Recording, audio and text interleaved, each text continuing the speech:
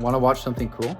I built an AI system that's able to automatically compare the invoices that you get from your subcontractors to the contract that you've written up and both parties agreed on. Check it out. Hey, I'd like to get a invoice to contract compare today. Okay, I can do that for you. First, can you provide me with the name of the contract you'd like to compare against?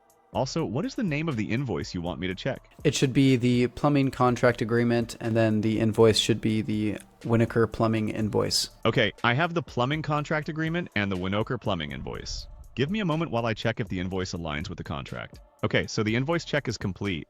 The report was generated today, June 17th at 2:53 p.m. Pacific Time. The invoice number is Whiskey Papa-4092, referencing contract 2025-002. The parties involved are Opulence Construction as the contractor and Winokur Plumbing as the subcontractor for the Palouse Ridge Custom Home Project.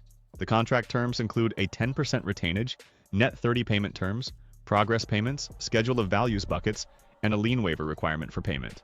The subtotal is $17,535 with a tax of $1,542 at 8.8%. Were there any problems you found or that the system found with these invoices in the contract? Yes, the system indicates that while all other checks passed, the lien waiver documentation is missing. It must be submitted for payment release as per the contract.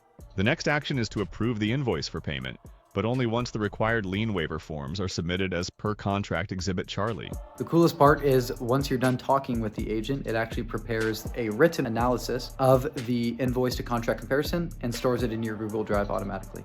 So you're going to see the invoice review report here. Here are the parties, contract, here's those contract terms it was talking about with those totals. And then this portion is where it actually talks about the checks and the summaries. So here are all the things it checks for: the contractor name match, subcontractor name match, trade scope, retainage applied, billed items versus schedule values, payment terms, subtotal and math, tax calculation, dates and period. And then finally, it found an error with that lien waiver application problem. And then it goes ahead and says the decision it said is approved.